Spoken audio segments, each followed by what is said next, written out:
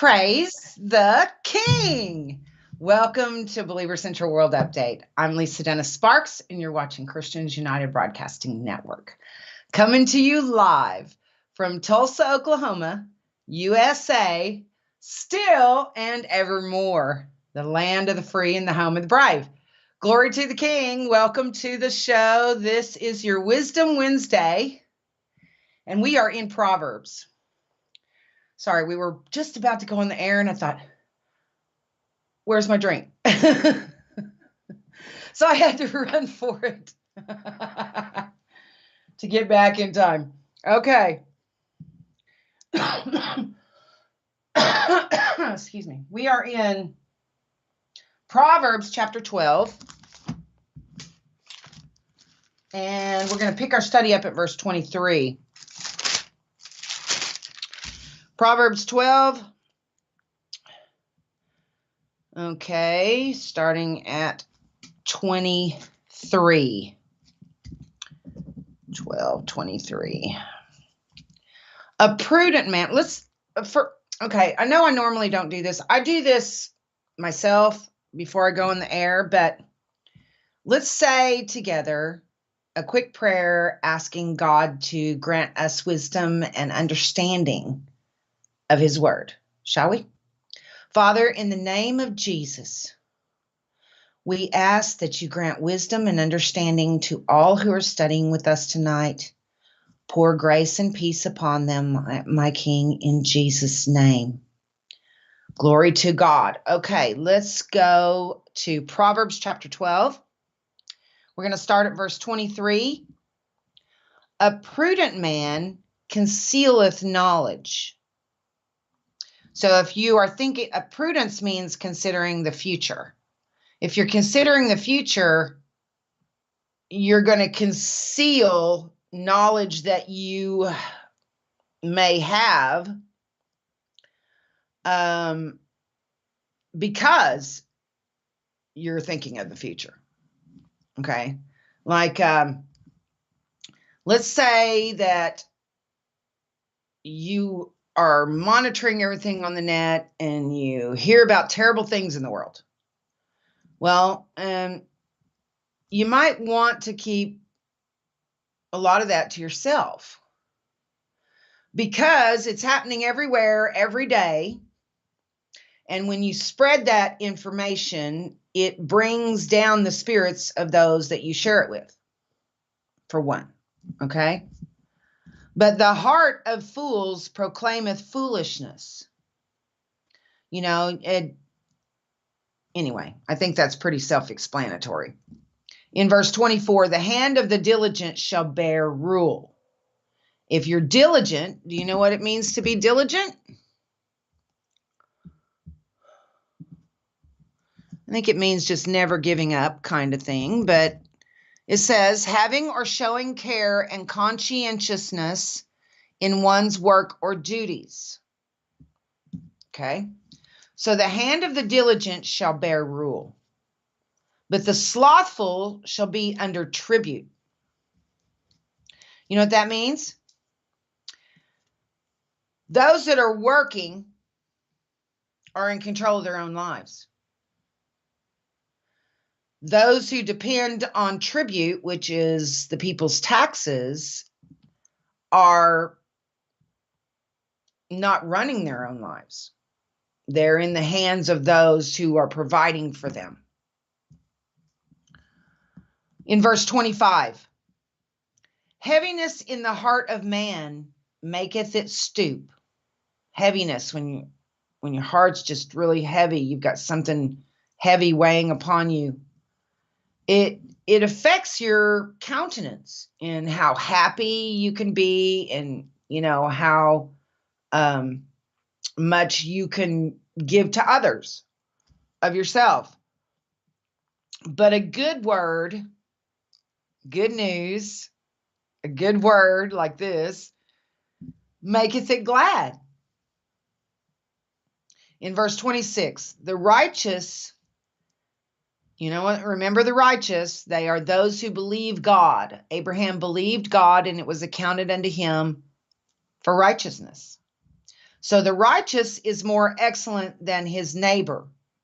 Those who believe in God are more excellent than his neighbor, but the way of the wicked seduceth them. The way of the wicked seduces you. It doesn't give you any kind of truth that you can go, oh, truth. It seduces you other ways. In verse 27, the slothful man roasteth not that which he took in hunting, but the substance of a diligent man is precious. So you have a slothful man who goes out and kills, but he doesn't roast, he doesn't do anything with the meat. It's like the slothful man roasteth not which he took in hunting, but the substance of a diligent man is precious. It's like killing a deer, slicing off a deer steak, and then leaving the rest of it.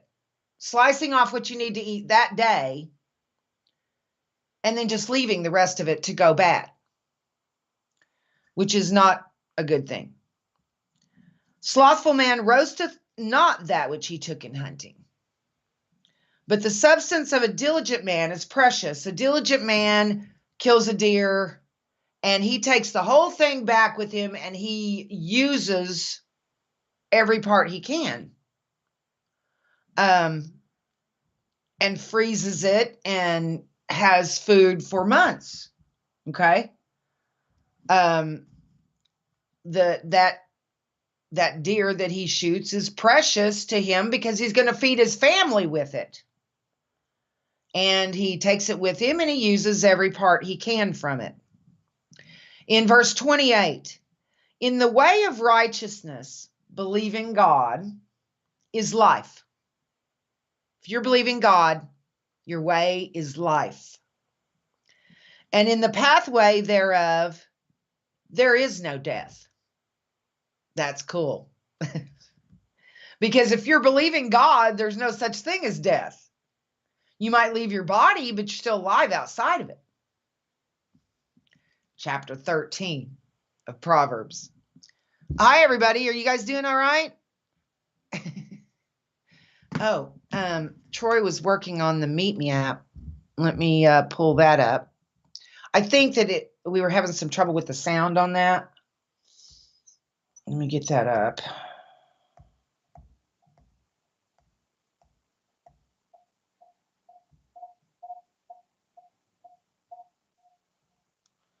Got my phone turned down. Okay. Hi, everybody on Meet Me and Facebook and YouTube and CUBN TV and wherever you're watching it from. Okay, let's keep going. Chapter 13 of Proverbs. Verse 1. A wise son heareth his father's instruction, but a scorner heareth not rebuke. Now, what I find really interesting about this one, it says, a wise son heareth his father's instruction. So whether you're wise or not depends on God, doesn't it? You got two kids. One is going to hear and listen. The other one won't. It's not because of the way they've been raised or the way they've been taught. One has been granted wisdom by God, and one has not. Watch. A wise son. Well, how does the son become wise? Wisdom is one of the 7 spirits of God. It has to be given by him. So a wise son has been given wisdom by God. Whether he even knows God or believes God, or he's still been given it if he's wise. But a scorner heareth not rebuke. And that comes from in here. A man shall eat good by the fruit of his mouth, but the soul of the transgressors shall eat violence. He that keepeth his mouth keepeth his life, but he that openeth wide his lips shall have destruction. If you're just speaking anything that comes to your mind, then you are not wise. There's all kinds of crazy things that'll come to your mind. All kinds of terrible things, crazy things, weird things, perverse things. But you don't have to speak them. You reject those kind of thoughts. So he that keepeth his mouth keepeth his life. But he that openeth wide his lips to say just anything that comes to his mind shall have destruction. It's kind of like the devil controlling your mouth if you're not controlling it. Okay, the spirit's either controlling it or the anti-spirit, if you will, Satan. So if the spirit's not controlling it, you want to zip it. In verse 4, the soul of the sluggard desireth. Oh, I wish I could win the lottery, or I wish I could do this, or I wish I could do that. Wish somebody would just hand me $1 million. Wish I could just win Publishers Clearinghouse or whatever. The soul of the sluggard desireth and hath nothing. But the soul of the diligent shall be made fat. You're gonna have what you need. In verse 5 of Proverbs chapter 13. Mountain Dew, way happy.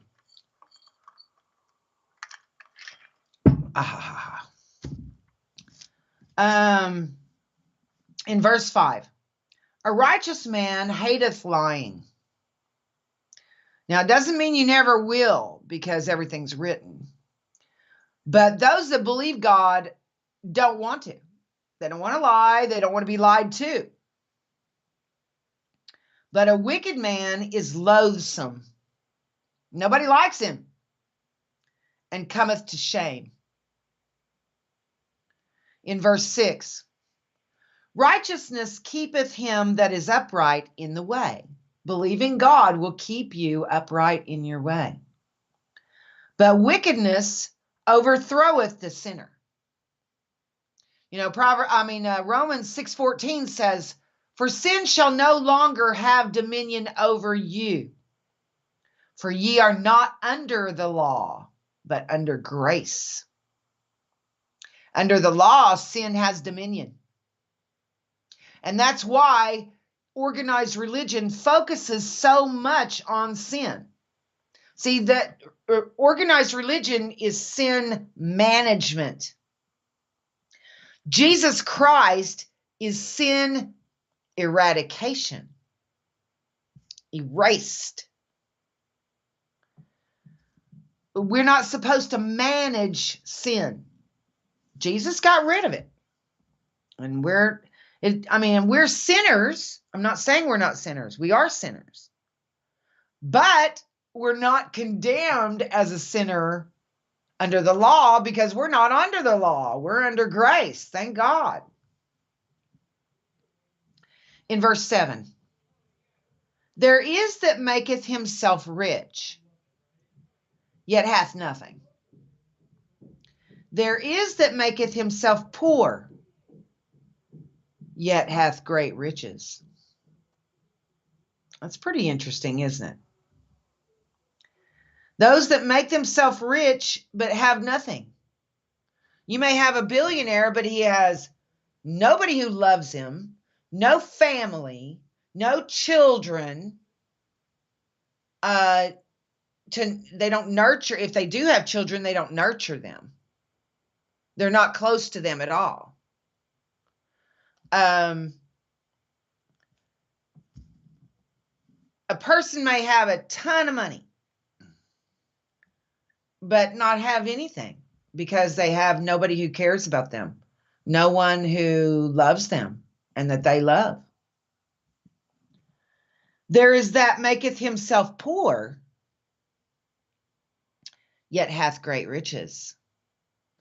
Now, making yourself poor could mean lack of education or opportunity or whatever. But if you have a family that loves you and you love them, you have great riches. That's the real riches. Okay. Where am I now?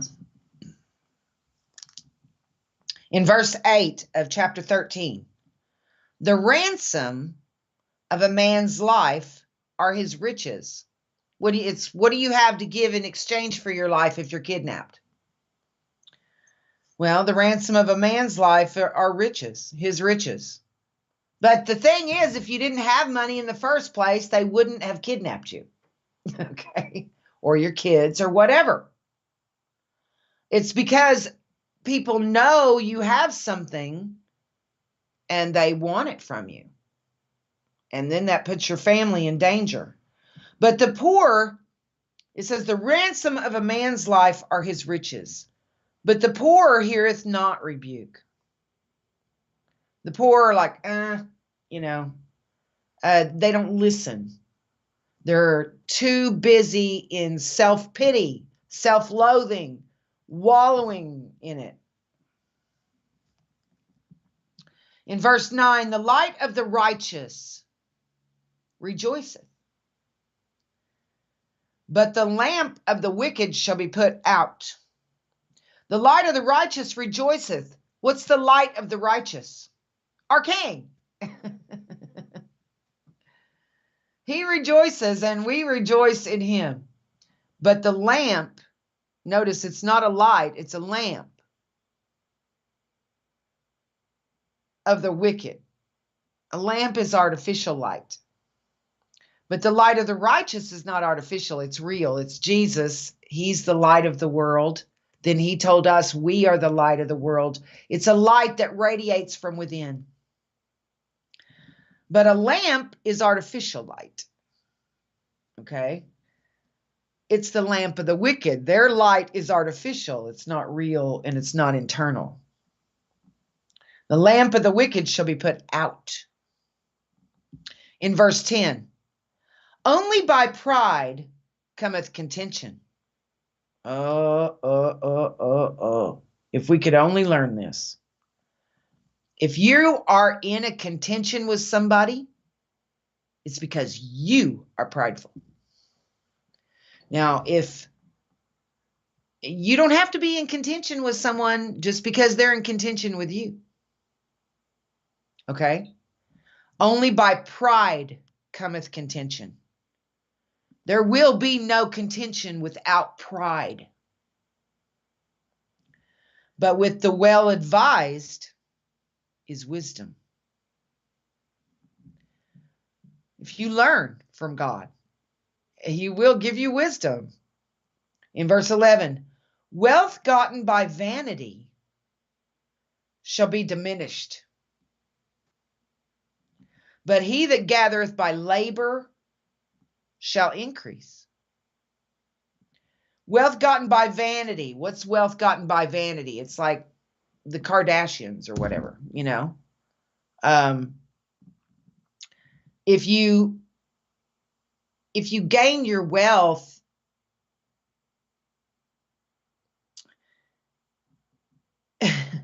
through vanity, it'll be diminished. It'll be gone. Good thing Kylie can support them all with her makeup. She's worked on that. That's what she worked on. That's her business, and she's a billionaire. Okay. In verse 12, hope deferred maketh the heart sick. It's like you have hope for something, you have hope for something, you have hopes. Let's say you have hopes that you're going to get, a new car for your 16th birthday. But that doesn't come. That doesn't happen. And so when your birthday comes, it's very tempting not to be thankful and content with what you receive because you didn't receive what you really wanted to receive. Okay? Hope deferred maketh the heart sick. Now, our hope in Christ, let's look at it this way. Okay? Our hope in Christ is something that gives us strength and energy and the will to keep pushing forward in our race. But when the desire cometh, it is a tree of life. Okay? Now, let's apply this to the Lord's return. Hope deferred. We hope for his return. We know he's going to return. But when it's deferred and it drags out and doesn't come when we think it should or want it to come or whatever, it can suck the life out of you, make your heart sick. But when the desire cometh, when he actually shows up in the sky, it's a tree of life. You'll be energized. You'll be totally freaked out beyond all recognition, probably. I know I will. Even though I'm expecting him, I'll be, wow. Verse 13. Whoso despiseth the word shall be destroyed. Now that doesn't say whosoever breaks the word or doesn't follow the word. It says whoso despiseth the word. Only the wicked and those that don't understand yet despise the word. I don't think those that don't understand yet don't really despise it. They just don't understand it. There's a difference in despising something. Let me look up the definition for that. To despise, to feel contempt or a deep repugnance for something. That means to despise it. So if you feel contempt toward the word, you're going to be destroyed. Okay? Whoso despiseth the word. Because if you despise the word of God, you despise Jesus Christ. He is the word. In the beginning was the word, and the word was with God, and the word was God. Okay? So if you despise the word, you're going to be destroyed. If you despise Jesus, who is the word, you're going to be destroyed. But he that feareth the commandment shall be rewarded.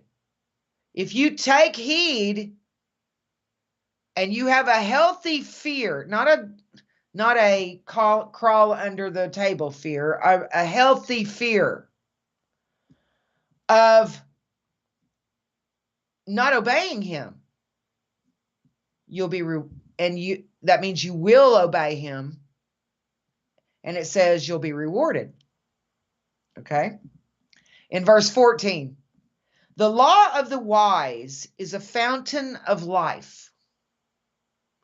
The law of the wise. You know what the law of the wise is? Love one another. The law of the wise. We love one another. That's what Jesus requires of us. Love one another.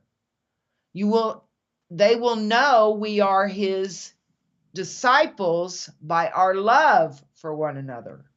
We love each other. The law of the wise is a fountain of life. You know why it's called a fountain of life? Because if you're loving one another, God is love. Okay? So you have to be hooked into the source. God is love. You have to be hooked into the source, which is him, in order to be used as a vessel or a fountain for his love, to get it out there through your vessel. The law of the wise is a fountain of life. You can be a fountain of life being hooked into Jesus and loving one another, letting him love other people through you as a vessel. It's all him, not us. But he does give us the choice, if you will, of do we want to follow him or not? I do. I want to follow him. I love to follow him. And I want everybody to follow him. The law of the wise is a fountain of life, to depart from the snares of death. God can give you wisdom, and he can keep you from walking right into a situation that's going to take your life. In verse 15. See, it's called snares of death because, like he says, time and chance happeneth to them all, because there's a plan. It's all written and it's playing out. If you're in the wrong place at the wrong time, you're going to get taken out of the race. Like those that were in the Twin Towers on 9/11. Lost a lot of them. It wasn't because they did anything wrong. It was because they were in the wrong place at the wrong time. But what he's saying right here, the law of the wise is a fountain of life, to depart from the snares of death. There were several people on that day who were delayed getting to their offices in the Twin Towers. Many of them were delayed for some cause, traffic or some kind of an emergency, or, they were delayed and they didn't get there. God actually kept them from the snare of death that day because they counted on him. Now, I'm not saying no believers died that day. Of course they did. Lots of them. But their mind wasn't on him, and he wasn't directly leading them every day. Unless it was their time, their finish line. And all of us have an appointed time. In verse 15, good understanding giveth favor, but the way of transgressors is hard. Their life is, you think our lives are hard. If you despise the word, you refuse to obey God, you refuse to believe God, then your way is going to be really, really hard. And it's going to be even harder than those that follow him, which is saying a lot. Okay. In verse 16, every prudent man dealeth with knowledge, but a fool layeth open his folly. So am I getting the hiccups? Seriously? You and not me, my king. Every prudent man dealeth with knowledge. Remember, prudence is considering the future. But a fool layeth open his folly. He's not thinking about the future. These people that are shooting up places and hurting people and shooting up schools and stuff, they're not thinking anything about the future at all. Or they wouldn't be doing that, because they usually die in their attempts. In verse 17 of Proverbs chapter 13, A wicked messenger. Building your online business? Mischief. Okay, we're going to take a real quick break. We'll be right back after this. Don't go away. You pierced, wounded for me. When I look to the cross, I see you pierced for me. I see you pierced, wounded for me. When I look to the cross, I see. Lord, I see you pierced for me. I see you pierced, wounded for me. When I look to the cross, I see. Lord, I see you pierced for me. I see you pierced, wounded for me. When I look to the cross, I see.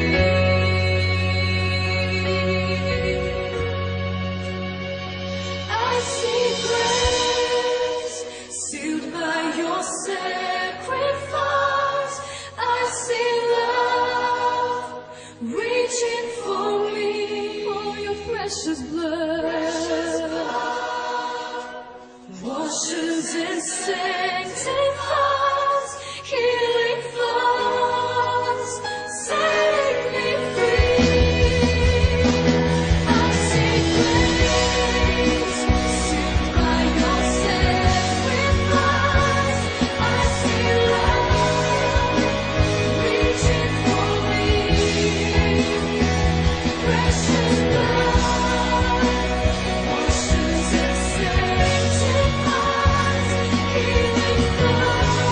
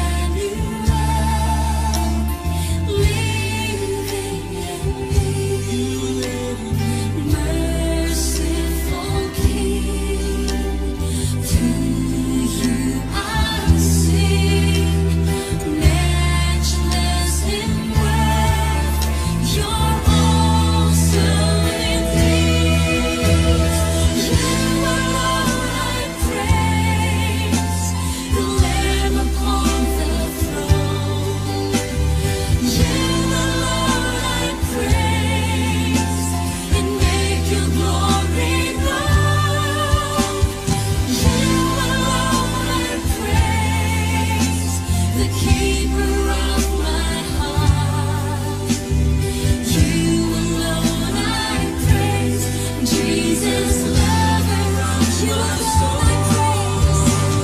You alone I praise, the Lamb upon the throne. You alone I praise, and make your glory known. You alone I praise, the keeper of my heart. You alone I praise, Jesus, lover of my soul. Welcome back to your way happy Bible study on CUBN. We are in it. Let's get back in it. Okay.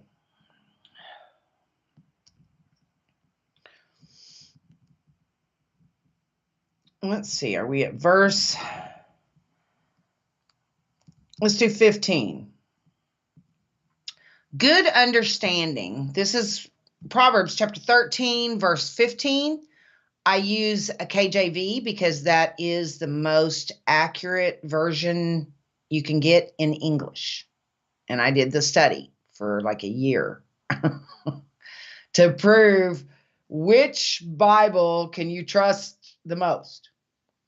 Because I had an NIV, NASB. I had several. I listened to NIV on cassette tape. That really dated me, didn't it?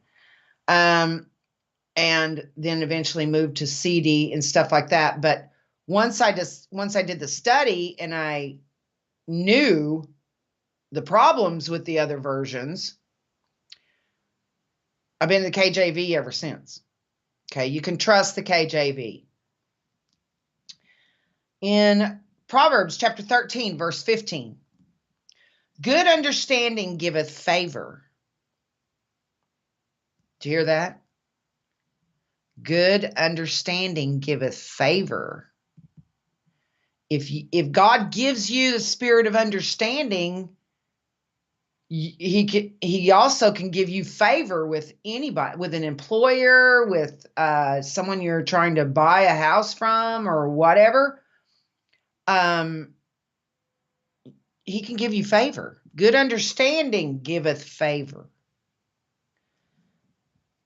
But the way of transgressors is hard, really hard. You think your life's hard. Every prudent man dealeth with knowledge, but a fool layeth open his folly. A wicked messenger falleth into mischief. You know why? Because he's not, a wicked messenger falls into mischief because he's not doing his job. I remember when I bought, when I got my Jeep, when Rick and I bought my Jeep, the guy that sold it to us, he was a kid, he was young, early 20s. It had to have some work done on it before I could take delivery on it. As far as, they still had some processing to do because it had just come in. They hadn't even processed the thing. And so they were going to deliver it to me. They were going to bring it to me. And it didn't come. And I'm calling up the car lot. I'm like, where's my Jeep? They didn't know. The kid who was supposed to bring it to me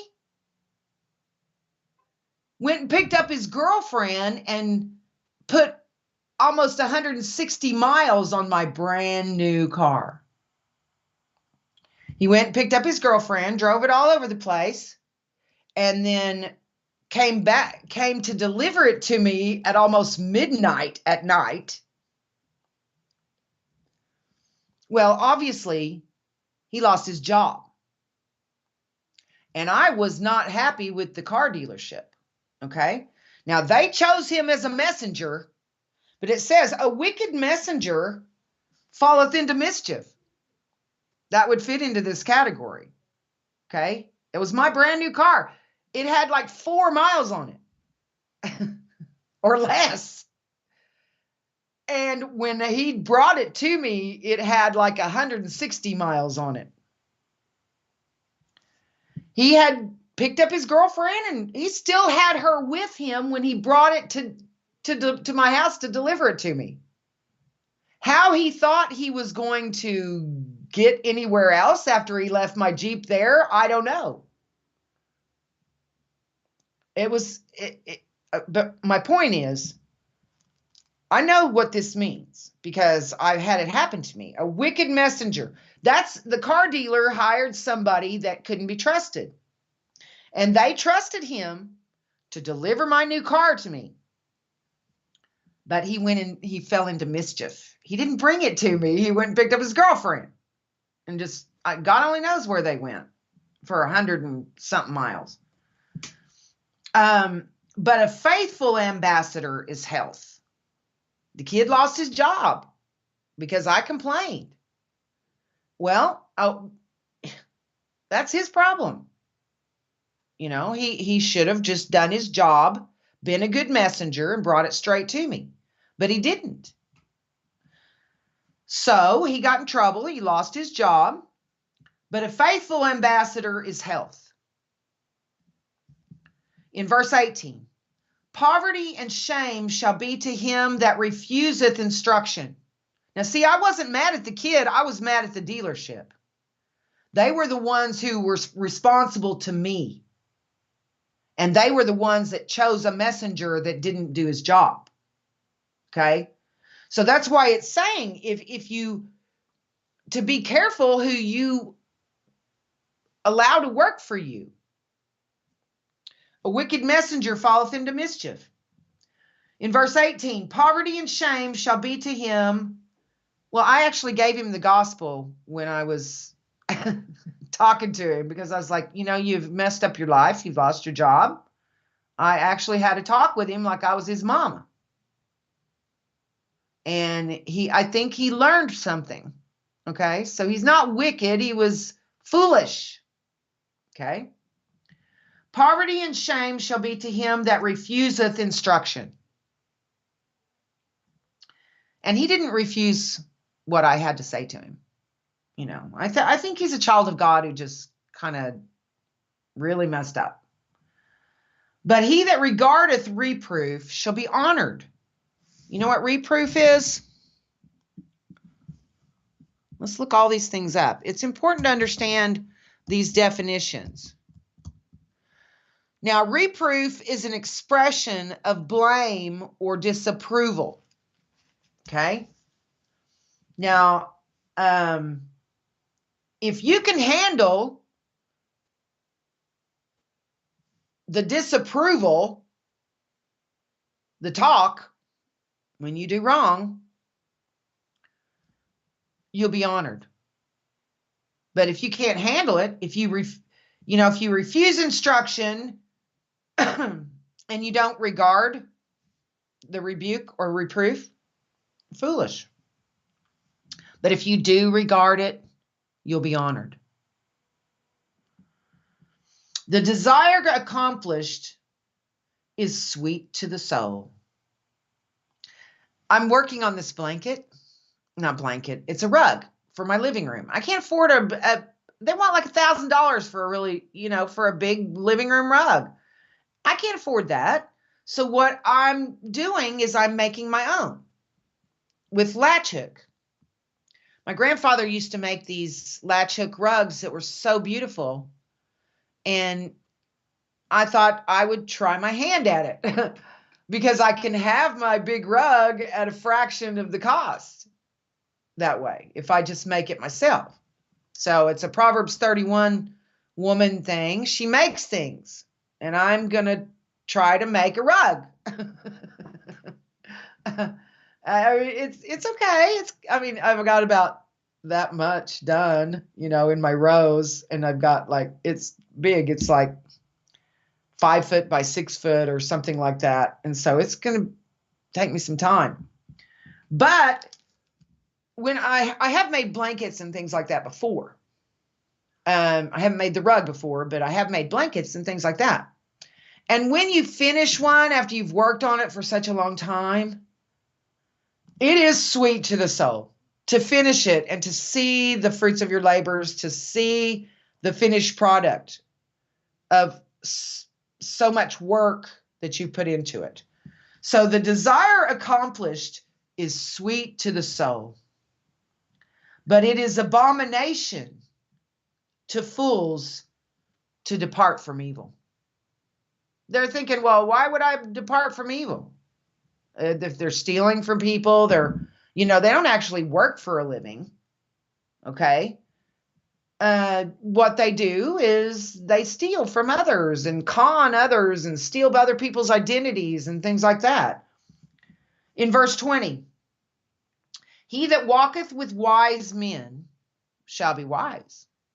My mom used to say, birds of a feather flock together. Whenever I had a friend that she didn't approve of, nope, get that friend out of here. Not having it. But a companion of fools shall be destroyed. Well, thank God my mom was smarter than me. That's why she's the mom.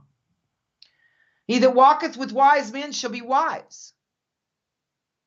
But a companion of fools shall be destroyed.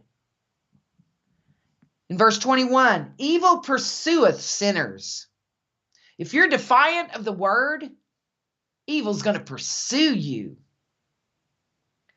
But to the righteous, remember, those who believe God, good shall be repaid. The good that you do is going to be repaid to you. In verse 22, a good man leaveth an inheritance to his children's children. Now, that's not always money. Okay? And the wealth of the sinner is laid up for the just. That means, when Jesus comes back, he's going to take away all of the wealth of the wicked and hand it to us. In verse 23, much food is in the tillage of the poor. What's a tillage? Do you know?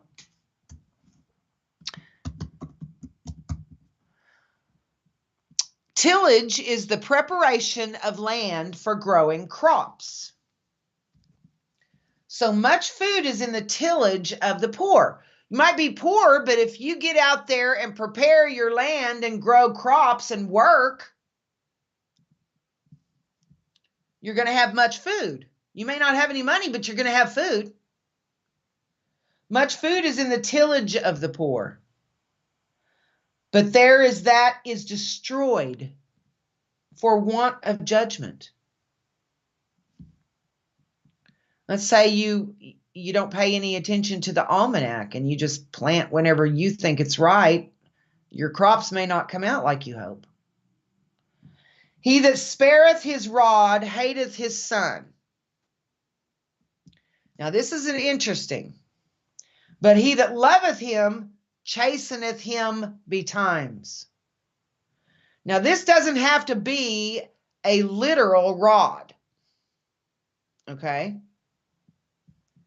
Now, although that works too, but in the times we live in, that you can't do that.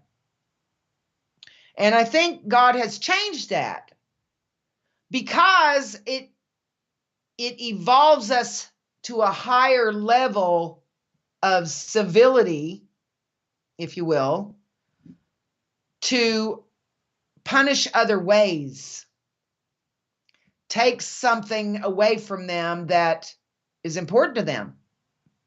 And they would rather you beat them and let them have their phone or whatever, but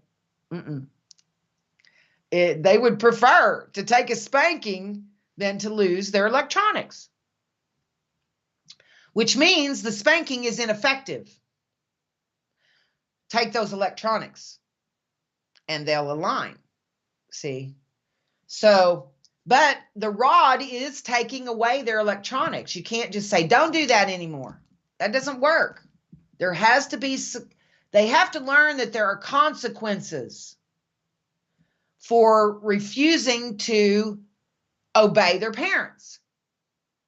Because if they don't learn it, then they grow up and they don't obey law enforcement either, and they end up in jail or in prison because they were not taught to respect and obey authority that's over them. So if they don't learn to respect and obey their parents, they won't respect and obey law enforcement either. And you know where that leads. Once they're adults and still not obeying authority or aligning with the authority that's placed over them, they're going to be in trouble.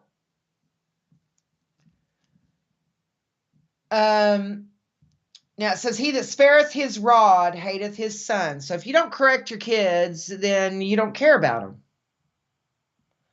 But he that loveth him chasteneth him betimes. You can chasten somebody with words and taking important things from them. You don't have to beat them up, you know.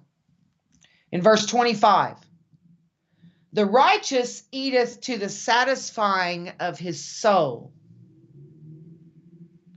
but the belly of the wicked shall want. They are never satisfied. But the righteous, those that believe God, eateth to the satisfying of his soul. Like a chocolate chip cookie or a piece of cake. You're like, yummy. You can just kind of tell on a person's face that their soul is satisfied because of the treat, you know. But the belly of the wicked shall want. The belly is not their stomach, okay? It's their insides.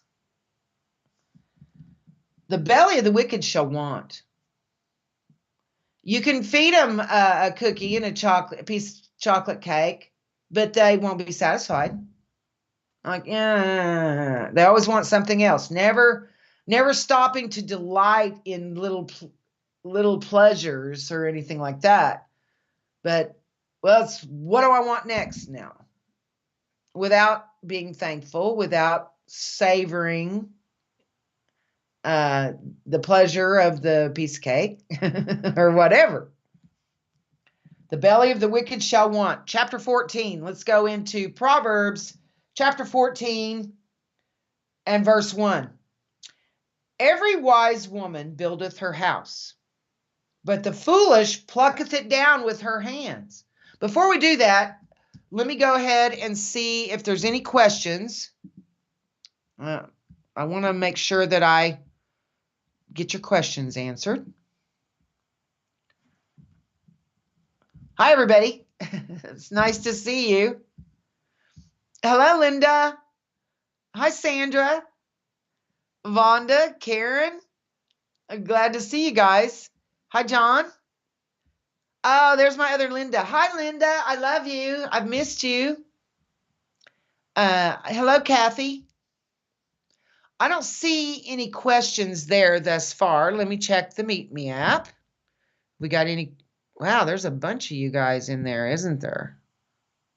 Too many to say all your names.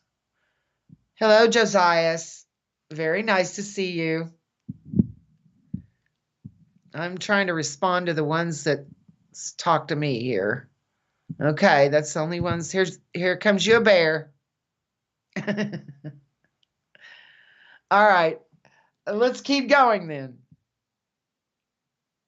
Chapter 14 of the book of Proverbs. Why did this thing? Okay, my live feed for Facebook says the video ended. That means I have to refresh. I know it's doing it to you guys if it's doing it to me as well.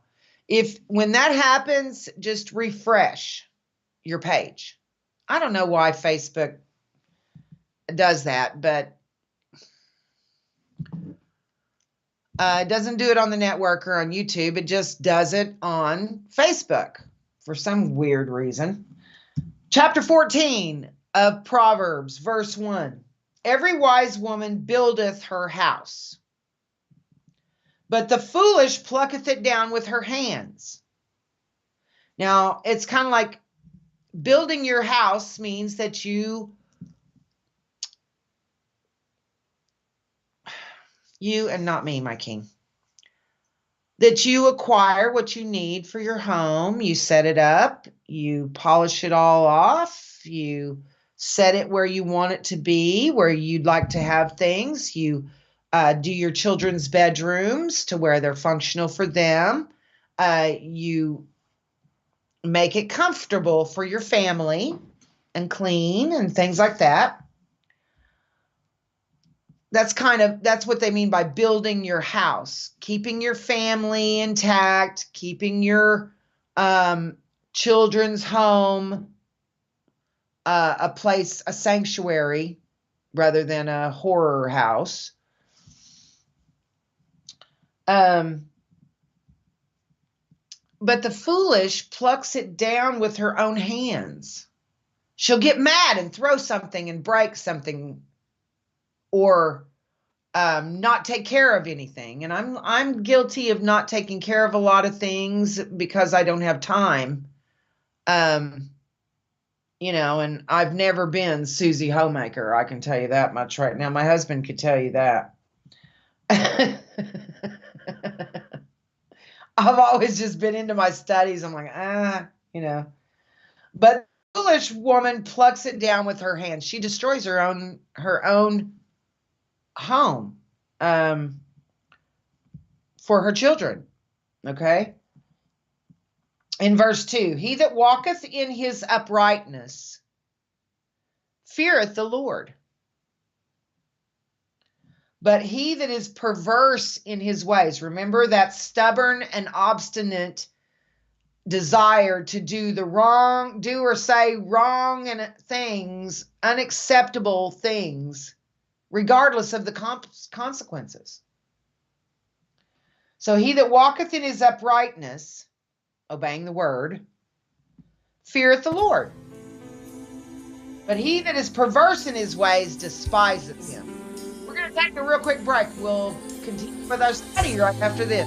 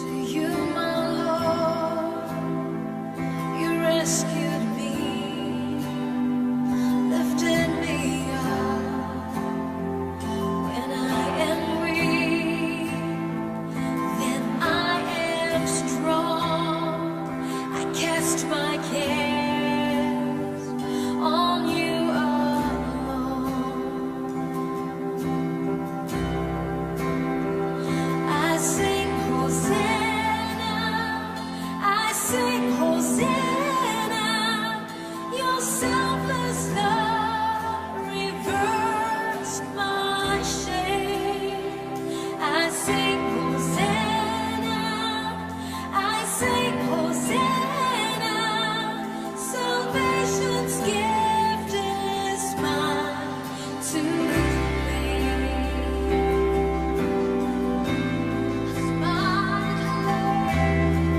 salvation through the cross.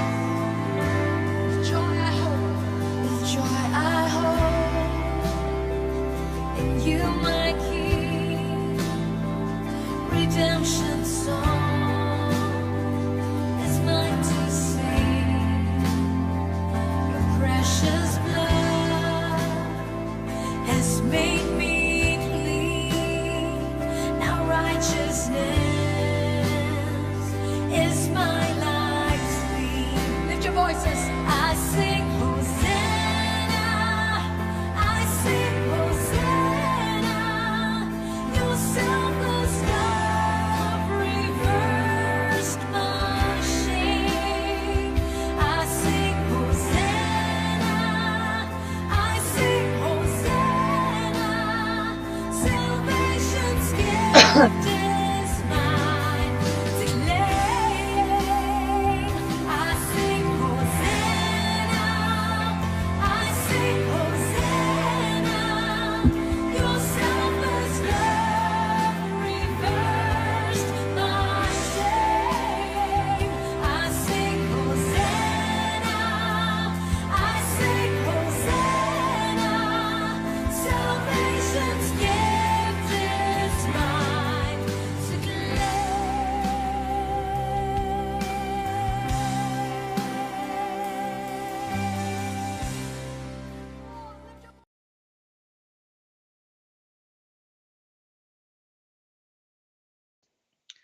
Welcome back to your way happy Bible study on CUBN. We are in Proverbs chapter 14, and we are picking our study up at verse 3.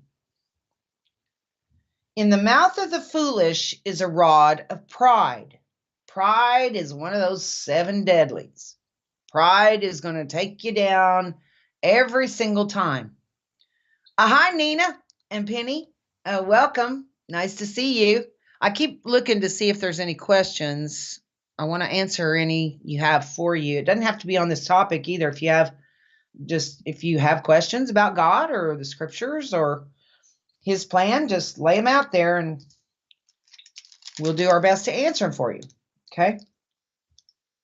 In the mouth of the foolish is a rod of pride. There's a rod too. Another kind of rod. Pride. Wreakage. But the lips of the wise shall preserve them.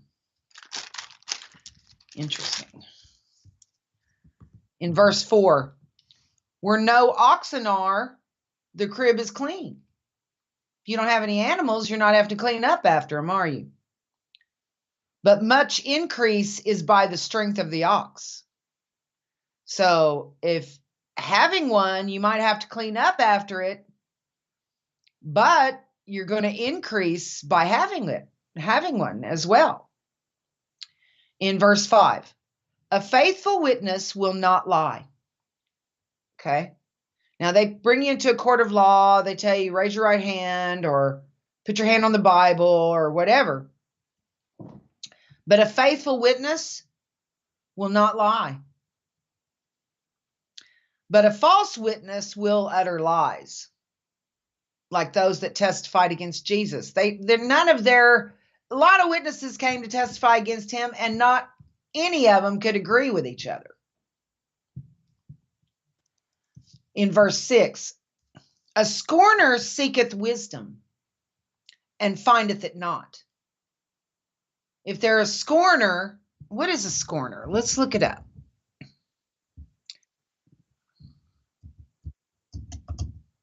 A scorner is a person who expresses contempt or disdain for someone or something. So a scorner seeketh wisdom and findeth it not. Someone who expresses contempt or disdain for someone or something. If that's your attitude, you can seek wisdom, but you're not going to find it. But knowledge is easy unto him that understandeth. If God gives you the spirits of wisdom and knowledge, you're going to have it. Okay. In verse 7, go from the presence of a foolish man. Just get away from him. When thou perceivest not in him the lips of knowledge. It's foolish. In verse 8, the wisdom of the prudent, those who consider the future, is to understand his way. Know where you're headed on your path. Okay? Got some kind of weird reflection thing going on, Troy, on our video. The wisdom of the prudent is to understand his way. If you're headed a certain direction, know where you're going. That's why we follow God, because we want to be headed in his direction, and there's a purpose for it all at the end of our lives. It's going to make a difference in our direction that we're able to take after we leave our bodies, whether we're, have wisdom or not. The wisdom of the prudent is to understand his way. We obey God because of what's in it for us. Life, favor from the king, all these kind of things. But the folly of fools is deceit. They deceive others to get their way. Fools make a mock at sin. But among the righteous, those who believe God, there is favor. Oh, favor of the king is the most wonderful thing, because you can't buy it. You can't steal it. I mean, you have to do what, if you obey him, he'll just give it to you. Okay? And the favor of the king is what we seek. In verse 10, the heart knoweth his own bitterness, and a stranger doth not intermeddle with his joy. So the heart knoweth his own bitterness. It's easy to develop a bitterness on the inside of us when we go through our sufferings and terrible things happen.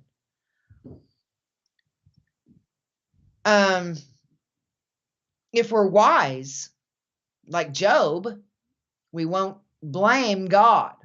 It's kind of pointless, okay? And a stranger doth not intermeddle with his joy. If you have joy in your heart and some stranger approaches you, like it happens all the time, on the broadcast, there'll be people show up. I've never seen them before, never heard of them. And then they'll say something really mean or hurtful or whatever.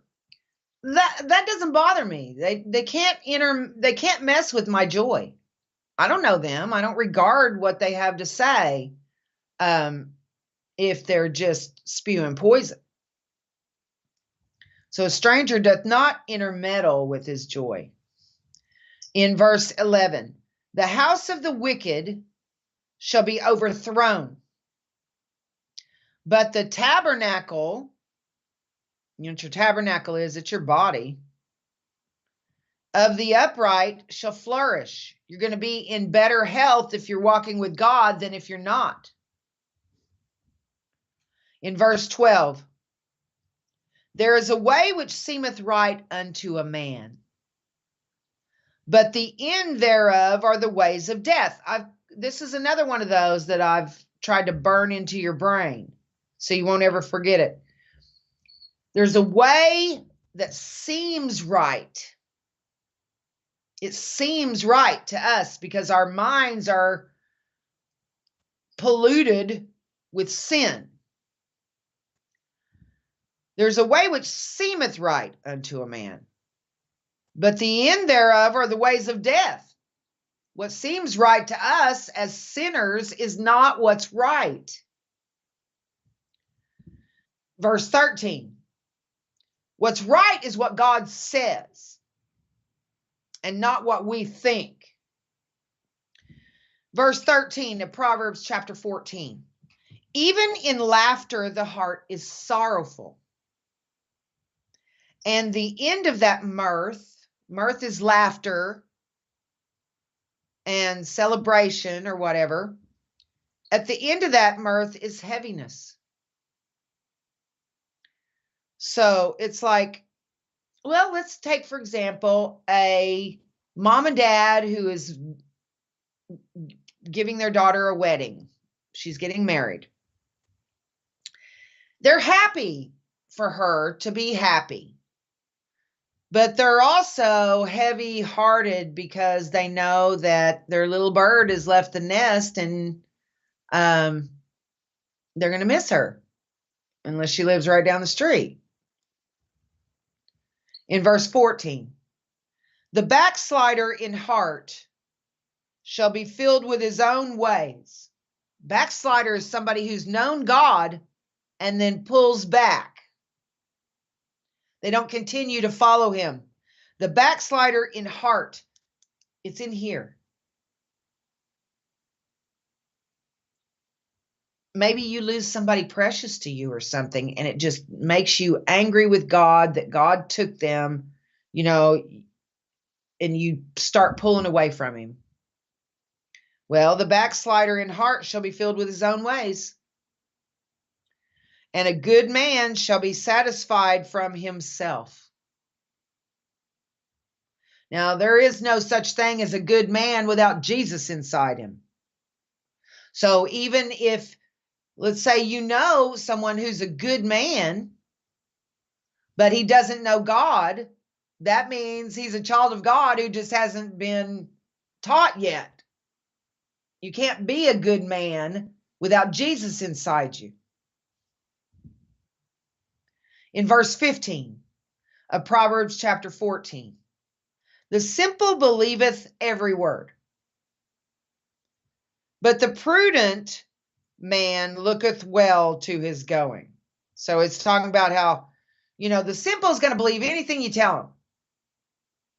That's not good.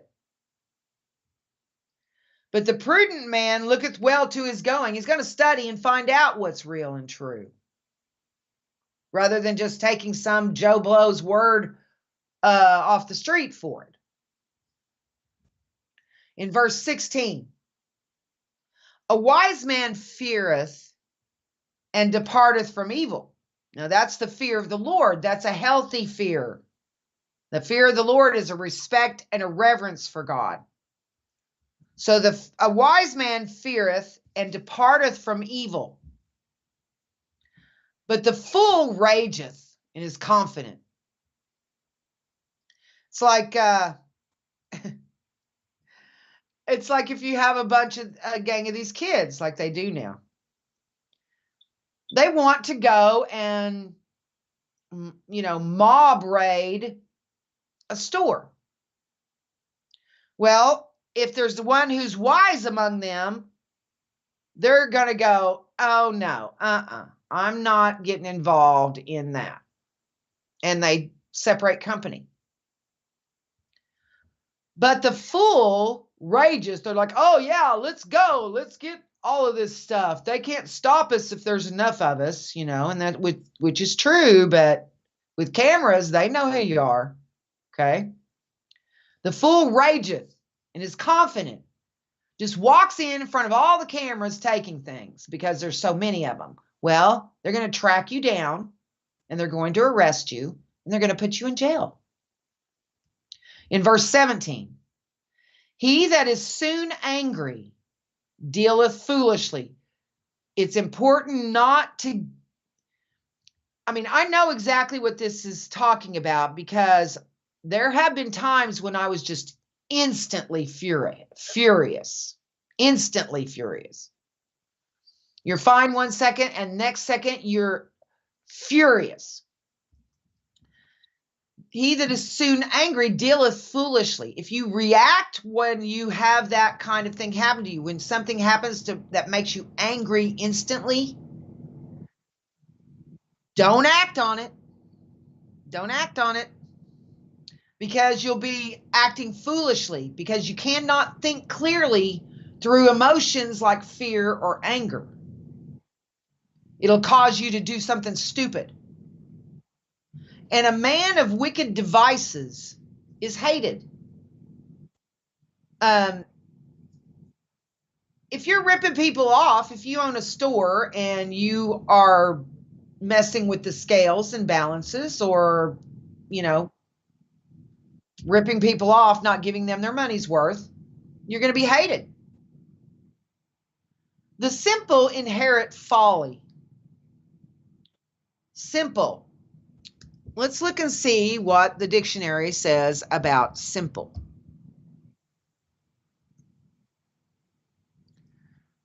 Simple. Easily understood or done, presenting no difficulty. Plain, basic, or uncomplicated in form, nature, or design, without much decoration or ornamentation. A medicinal herb or medicine made from one. There's several. Humble and unpretentious. Composed of a single element, not compound. It also means, if you're, let me be more specific here. Simple-minded, having or showing very little intelligence or judgment. Now that's the correct one. In verse 18 of Proverbs 14, the simple, which would be having or showing very little intelligence or judgment, inherit folly. But the prudent are crowned with knowledge. Prudence means you're considering the future. Let me look up folly here.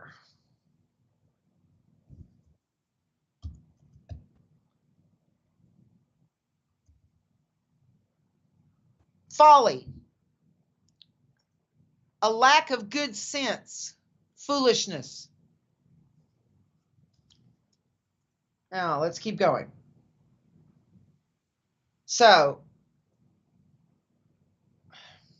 I'm over here. What do I do?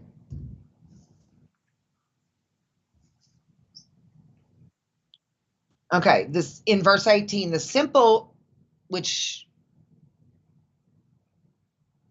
we looked up, inherit folly. But the prudent are crowned with knowledge. So the simple would be someone that doesn't have the knowledge. They inherit folly, which is lack of good sense, foolishness.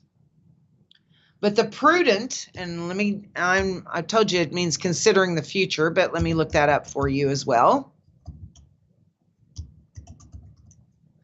Acting with or showing care and thought for the future. That's prudence. So the simple inherit folly, but the prudent are crowned with knowledge. In verse 19, the evil bow before the good. Oh, that's going to be the day, isn't it? That's coming. It's coming. And the wicked at the gates of the righteous. That's going to be a very satisfying day for all of us that follow Christ. In verse 20, the poor is hated even of his own neighbor. Why? Because he's probably asking his neighbor to supplement him. But the rich hath many friends. If you're poor, you're having to ask your neighbors to help you or to supplement you. But if you're rich, you've got all kinds of people who are going to attach themselves to you for what they can get from you. The poor is hated even of his own neighbor, but the rich hath many friends. And those aren't the kind of friends you want. The ones that attach to you just so they can. It's like the prodigal son. He had all kinds of friends that wanted to party with him and cling to him while he had money. But when his money was all gone, so were the friends. In verse 21, he that despiseth his neighbor, despiseth, remember, feeling contempt towards someone. He that despiseth his neighbor sinneth. If you're thinking really bad things about your neighbor, you're in sin, okay? But he that hath mercy on the poor, if you have mercy on the poor, happy is he. You know, we're always looking for happiness in life, right? Everybody wants to be happy. God shows us how you can be happy in life. He that hath mercy on the poor, happy is he. God will grant you happiness if you are obeying him and having mercy on those less fortunate than you. In verse 22, do they not err that devise evil?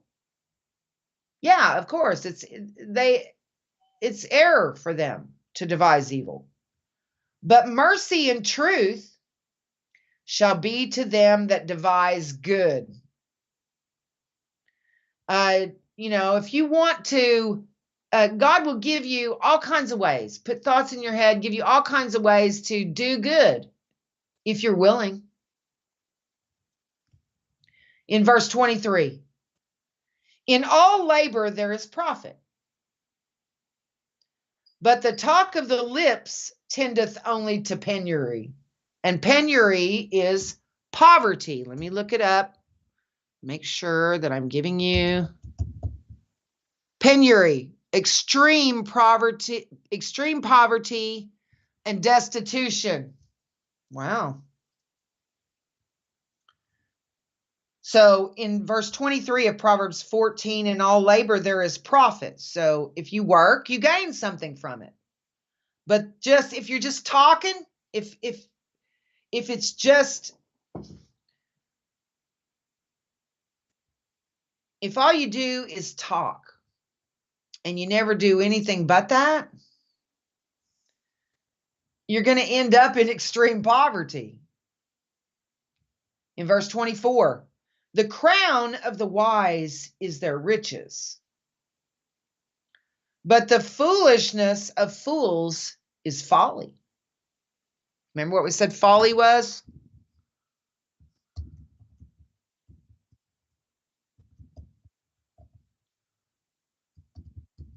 Lack of good sense, foolishness. In verse 25 of Proverbs 14, a true witness delivereth souls. You hear that? A true witness delivereth souls. If you're in court and you have a false witness, you're going to go to prison because somebody lied. But a true witness delivereth souls. You're going to get, if you're not guilty, you're going to get off when a true witness testifies in your behalf. But a deceitful witness speaketh lies. Verse 26. In the fear of the Lord is strong confidence. Yeah, that's true. In the fear of the Lord, respect and reverence for him in here is strong confidence, because you know that if you obey him, he'll stand for you. And his children shall have a place of refuge. Now, it's like this. If you honor God, that is going to be good for your kids, your grandkids, your great-grandkids. But if you despise the Lord and despise his word, you bring a curse on your kids, your grandkids, your great-grandkids, until somebody rises up who honors him and breaks it. You want your children to be well received by God, then you serve him. In verse 27, the fear of the Lord is a fountain of life, to depart from the snares of death. We talked about that one earlier. We did one almost just like that earlier. sometimes these things are repeated, just like 14:12, where there's a way which seemeth right unto a man, but the ends thereof are the ways of death. That's found in two different places, the exact same thing. I think one's in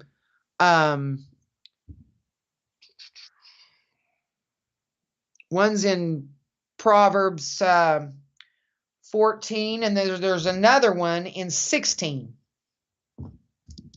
We'll get to it, and you'll see. In verse 28 of Proverbs 14. I'm going to take a quick break. Be right back. Don't go away.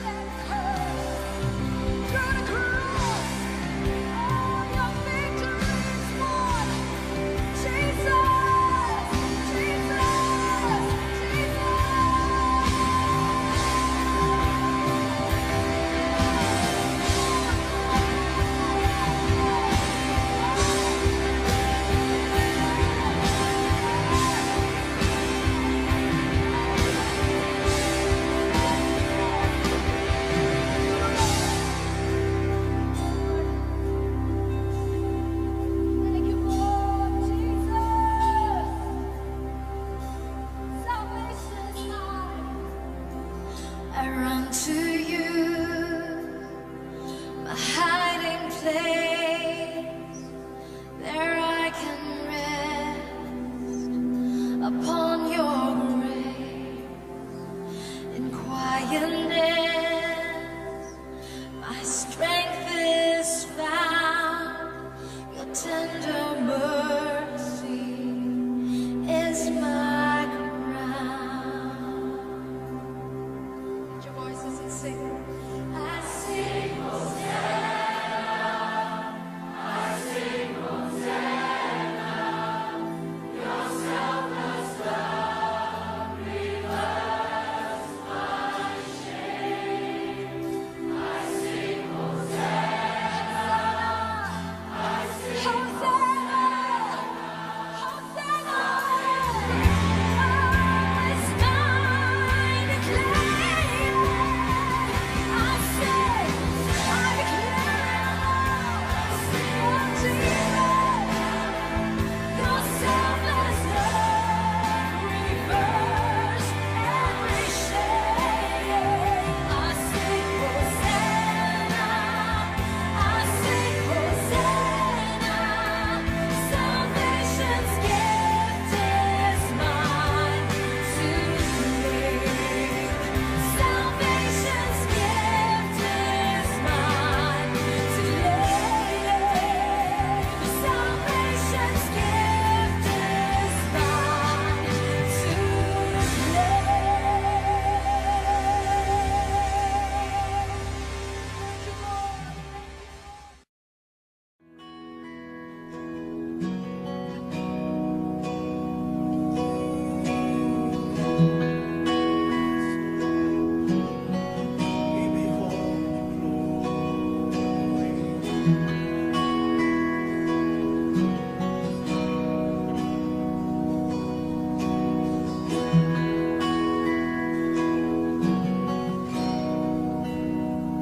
The wreath of thorns became your crown. My curse was laid upon your brow.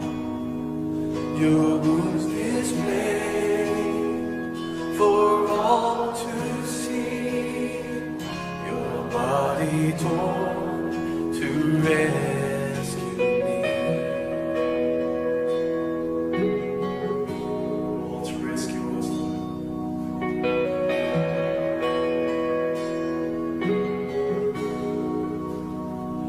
My sins you're faithful to forget, because your love and justice met there at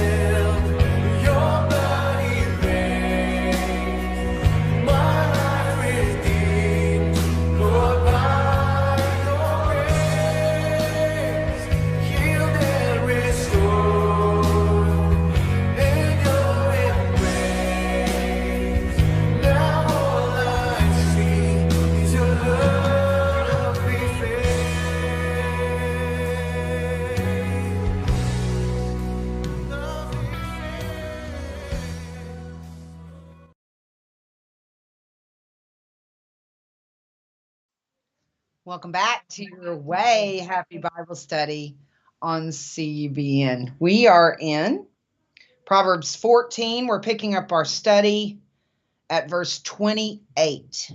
Proverbs 14, verse 28. Let me make sure you guys are all doing good over here in the chat rooms. Hi, Crystal. Hey, it's cool to see you. I bet your baby's really growing. Hello, Judah, Heath. Nice to see you. You guys, let me see if I've got any questions. I don't have any questions in the chat room. You guys are so quiet. Amazing. I mean, I love it when you guys ask questions. That's fun. No questions. Let's keep on going. The Lord wants us to learn the Proverbs, I guess. Okay. Proverbs chapter 14, verse 28. We're picking up our study there. In the multitude of people is the king's honor, but in the want of people is the destruction of the prince. So in the multitude of people, if a ruler is taking care of and making sure his people are fed, then that's the king's honor. Okay, he's doing a good job at taking care of his people. That's his job. But in the want of the people is destruction of the prince. It's kind of like in France when they were starving, the people were starving, and Marie Antoinette was like, let them eat cake. You know, everybody in the palace was eating well, but the people outside were starving. And that brings the destruction of the prince because the people won't stand for it in large numbers. In verse 29, he that is slow to wrath. We talked about being quick to be angry. That happens to all of us at some point, and depending on what it is. But it's very important to be slow to wrath. Now, wrath, I mean, it's not saying slow to anger. It's saying slow to wrath. Now, wrath is when you respond, okay? He that is slow to wrath, slow to lash out and defend yourself or whatever, is of great understanding. But he that is hasty of spirit exalteth folly. If you do something on impulse, rather than having thought it out, that's always folly. Always. In verse 30, a sound heart is the life of the flesh. That's medical science. Okay. It can tell you that if your heart is good, your life will be long, usually. You know, I mean, if your heart works well, you're in pretty good shape. But envy, the rottenness of the bones. What this is saying is that your attitude can affect your physical health. If you are full of joy and hope and all of these good fruits with Jesus within you, then you're going to be healthier. Now, all of our bodies give out at some point, okay? Just because you have health issues, that doesn't mean that you haven't been joyous unto the Lord or whatever. But it's saying a sound heart, just as a sound heart is the life of the flesh, envy is the rottenness of the bones. If you envy, you know, that's why they say, you know, you're turning green with envy. Envy, if you're envying someone else, you're not counting your own blessings. Maybe they envy you and you don't even know it. Envy is the rottenness of the bones. It will destroy your physical health. Envy will. It's a very destructive emotion.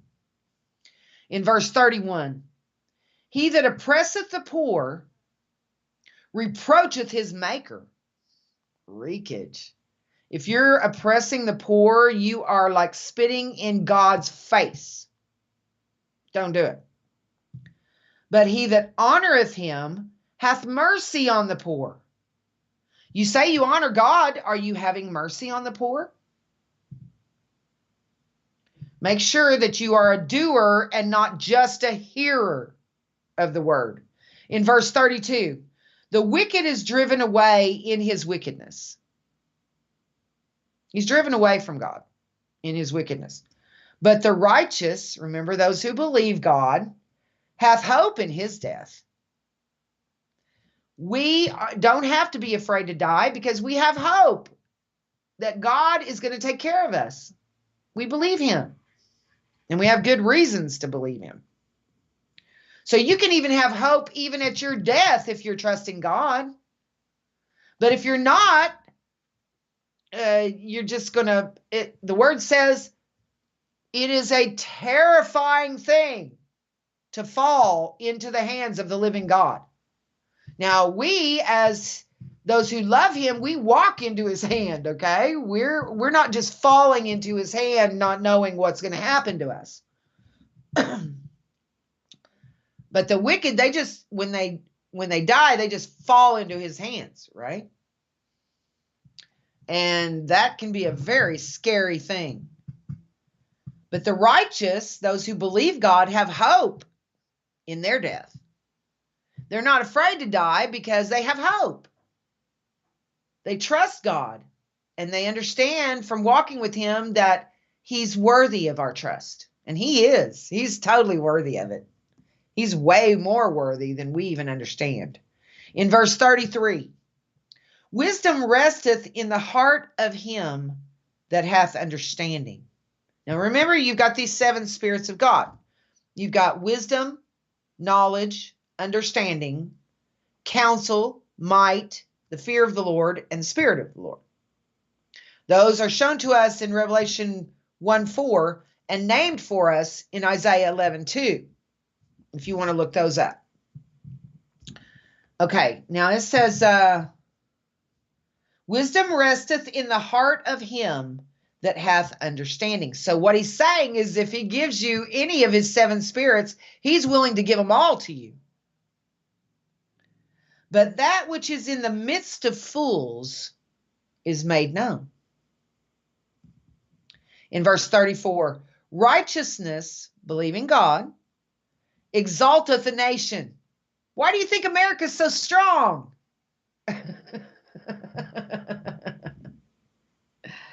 It's full of Christians. Okay? It's full of people who believe God. It was founded by people who believe God. But sin is a reproach to any people. You put somebody, a wicked leader in there like Biden, and we are a laughingstock to the entire world. But when Trump was in there, the whole world respected us. Now they think we're a joke. And all of that depends on what leader is in the Oval Office. Sin is a reproach to any people. I remember being furious with Obama because he brought the Prime Minister of Israel into the White House through the kitchen instead of through the front door with a red carpet like the man deserved. Oh, I couldn't believe he did that. I mean, it's just a shame on us as Americans. I mean, I was so disgusted by that. I actually wrote Benjamin Netanyahu a letter and apologized to him for the total disrespect shown by our White House. I was disgusted by it. In verse 35, the king's favor is toward a wise servant, but his wrath is against him that causeth shame. Okay, we're going into chapter 15 of the book of Proverbs. A soft answer turneth away wrath. That's a good lesson to learn. If somebody gets in your face screaming at you, take a step back and then say something soft. Don't raise your voice. Let's say you run into the back of somebody at a stoplight in your car, right? The person you hit leaps out of their car, comes back to yours, and is screaming at you. If you don't scream back, and you just say, I am so sorry. I got distracted for just a moment. I have insurance. I'll be happy to fix this for you. And I am so sorry. Well, they can't scream at you after that, because you've given them exactly what they want. They want you to make it right. You're giving them an apology first because it was your fault. And then secondly, you're saying, I've got insurance that'll fix it. And so they know they'll be covered. And you're giving them a soft answer. And that will diffuse their wrath by you taking responsibility, saying that you're going to take care of it, and that you're sorry. It was your fault, and you admit that and all that. And it says a soft answer turneth away wrath. Soft answer. Don't scream back at the person or they're going to punch you in the face. Okay? But grievous words stir up anger. You don't want to neglect your responsibility if you infringe on somebody else and these things. But a soft answer will get you out of getting punched in the face. So you want to use it. Doesn't mean you're weak. It just means that's not how you handle things. Okay? We handle things differently. Verse 2 of Proverbs chapter 15. The tongue of the wise useth knowledge aright, the right way. But the mouth of fools poureth out foolishness. It's like Iran, okay? They aren't wise. If they were wise, they would keep their mouths shut, develop a nuclear weapon without telling anybody, and then use it if that's what they were going to do.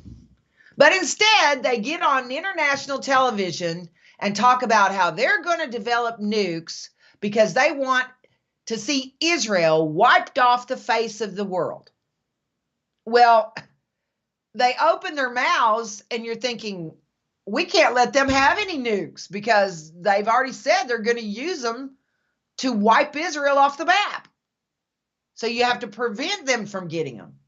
But if they had been wise, they would have kept their mouth shut, developed them without doing any threatening and anybody to stop them. But they don't. Instead, they get on television and talk about how they want nukes because they're wanting to wipe Israel off the map. So, and that means anybody who hears them has to do whatever they can to stop them. Foolish. The tongue of the wise useth knowledge aright, but the mouth of fools poureth out foolishness. Like their Ayatollah. It's ridiculous. In verse 3, the eyes of the Lord are in every place. He can see everything. But if this is a digital world, a simulator, like I think it is, and like science says it is, then that makes sense, doesn't it? Everything is, you got cameras everywhere. God doesn't need to put a camera in your room. There are cameras everywhere that you can't see. that God monitors. Okay. It says the eyes of the Lord are in every place, beholding the evil and the good. He's able to monitor everything. And in a digital world, everything is monitored and recorded. If he's not looking straight at something at one time, he can pull it up and look at it because it's all recorded. So the eyes of the Lord are in every place. You cannot, it's not mystical. It's technology. In verse 4, a wholesome tongue is a tree of life. What's wholesome? Well, let's look it up.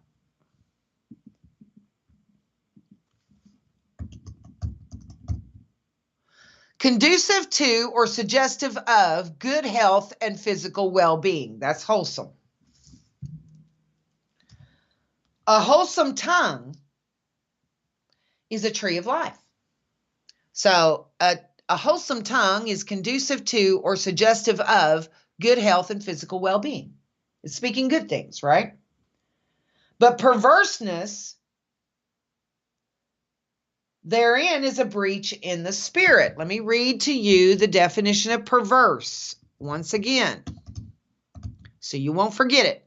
Of a person or their actions showing a deliberate and obstinate desire to behave in a way that is unreasonable or unacceptable, often in spite of the consequences. You know, like January 6th and the Democrats' response. It was ridiculous. It wasn't an insurgency. That was theater is what that was. In verse 5, a fool despiseth his father's instruction, but he that regardeth reproof is prudent. So a fool despises, his contempt for his father's instructions. He doesn't listen. He's not going to follow what his father instructs. So he's foolish. But he that regardeth reproof, if you're willing to take correction for your very own good, is prudent. That means you're considering your future. In verse 6, in the house of the righteous, those that believe God, is much treasure. But in the revenues of the wicked is trouble. House of the righteous is much treasure. Your treasure might be peace. Your treasure might be children. Your treasure might be love for one another and a healthy family. That's a treasure. In verse 7, the lips of the wise disperse knowledge, but the heart of the foolish doeth not so. In verse 8, the sacrifice of the wicked is an abomination to the Lord. That's like those Catholics who are really extreme and they use us like a silice and whip themselves and all that. They're sacrificing. They feel like they're sacrificing. They're putting themselves through pain as a sacrifice. Well, this says the sacrifice of the wicked is an abomination to the Lord. He doesn't want you taking a whip to yourself. That's crazy. But the prayer of the upright is his delight. And, he desires mercy and not sacrifice. I think I have a scripture that says exactly that.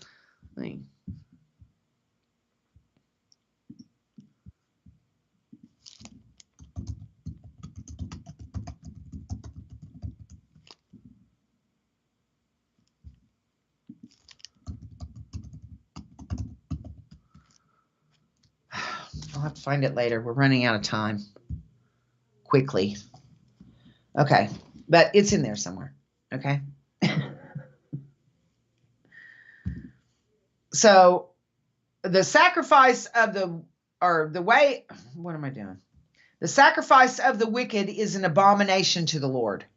You think God's impressed when they beat themselves up and make themselves bleed and scar their body he gave them.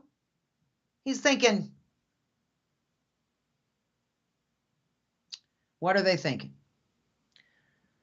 So the sacrifice of the wicked is an abomination to the Lord, but the prayer of the upright is his delight. You don't have to beat yourself up. Just pray. Okay?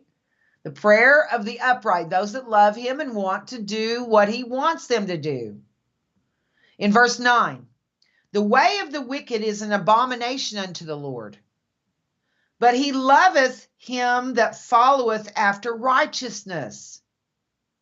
That's believing God, remember? He loveth him that followeth after righteousness. He loveth him that believe God.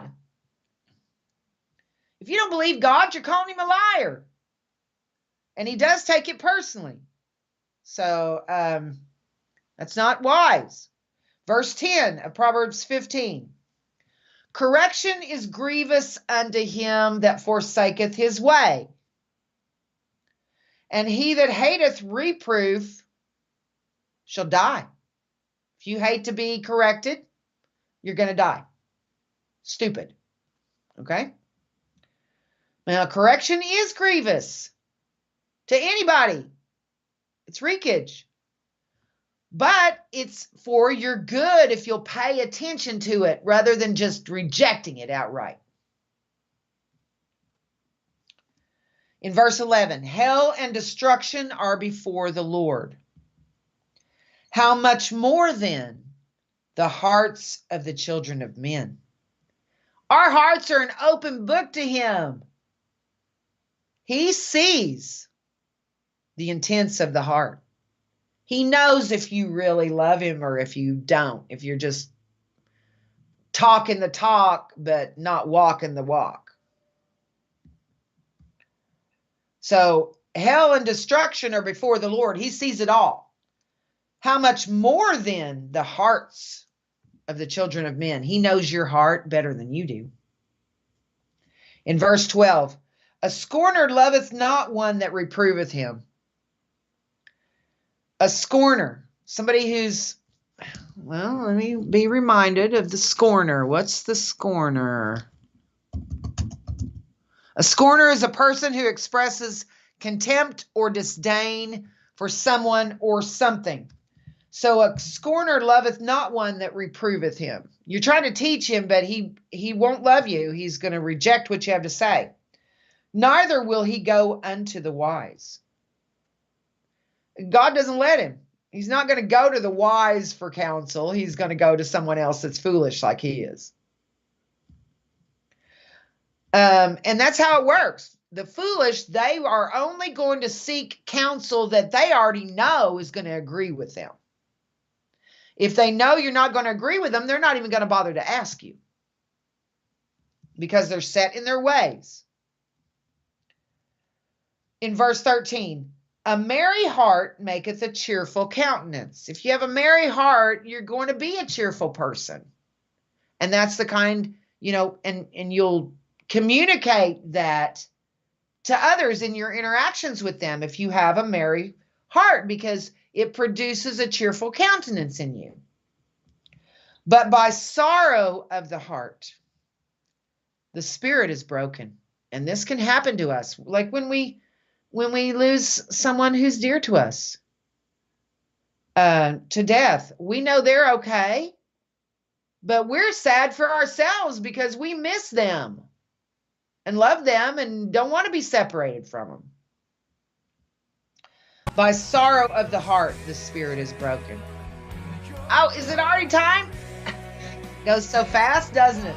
I love you guys. God bless you. Thanks for studying with me tonight. Hope to see you again on Friday, right here on CUBN at 7 p.m. Central. And in the meantime, do right and risk the consequences.